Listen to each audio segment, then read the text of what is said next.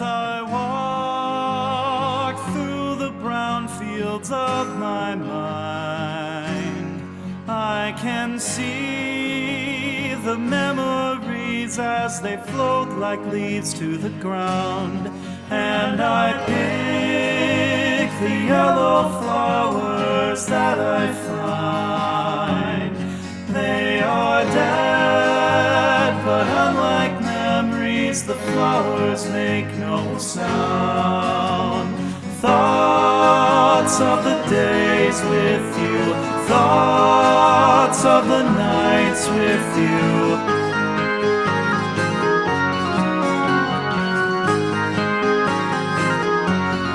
And the fields through which I walk will turn to green from brown. With spring, my mind will soon forget those thoughts that I touch, and my feet will feel too soon the moistness of the ground. Memories gone, I'll love again, but never quite as much. Thoughts of the days with you, thoughts of the nights with you.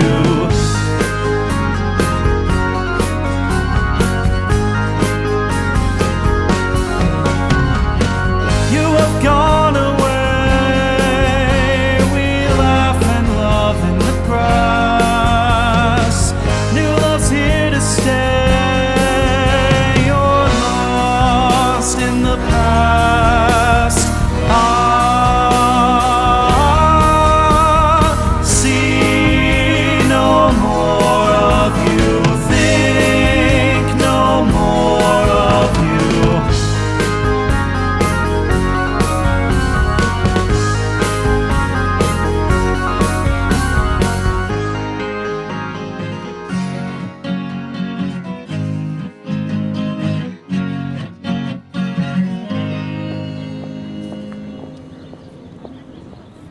Whoa, is that a song that you wrote?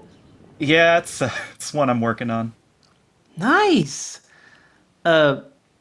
Poetic imagery. Is this based on a real experience of yours? Did you break up with someone and then you actually saw and felt all this stuff? Oh, well, I mean, not really. Maybe you should write about something that you actually experienced. Something that really made you feel angry or sad or something. Why would I do that? Oh, I don't know. It would have some authenticity to it. Sometimes when you just make up stuff, your audience can tell that it's all made up, and then they bail on you and you don't experience what you wanted them to experience. How come you liberal arts guys all think you know so much about everything? What? Oh, nothing. I was just muttering under my breath. Have you ever thought about putting together a band? I think that would really be cool. Who wouldn't want to be in a band? Yeah, if I knew how to play the guitar or something, I'd put together a band. Get myself an amplifier.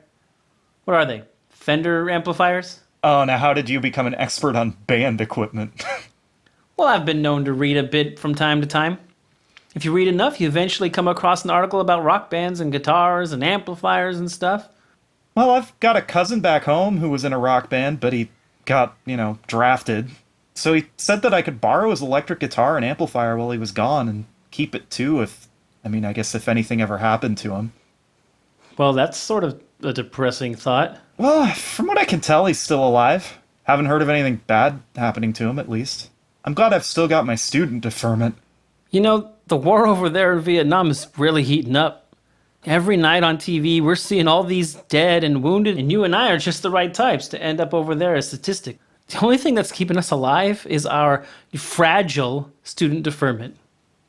And if we don't finish on time or keep our grades up, we'll be down in the induction center loading up these buses like cattle, being shipped off to stockyards with about as much chance of coming back alive as they have. So, do well in school, my dad said to me, because you really don't have other plan. You ain't got a wife and kids on the other side, and you ain't working a job that would get you exempted. We don't have any friends on the board who might pull strings and get us rerouted to serve in some non-combatant role. So if you or I get the letter, we're basically done for. I suppose we could think of our neighbor to the north who seems to be putting out the welcome mat.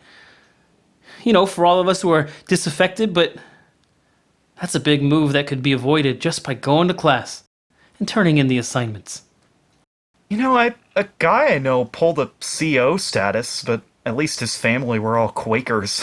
I mean, my family all proudly served in every war and police action that ever took place. So I think for the next 4 years, I'm gonna buckle down and try to take classes I know I can pass and study like my life depended on it.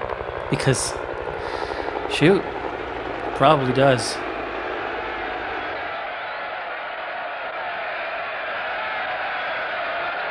Did you hear the news? They shot and killed a guy who was just sitting, watching it all come down. Another guy was blinded. His only crime was just standing on the sidewalk when the pigs came through. Yeah, they got the guns, but we got the numbers.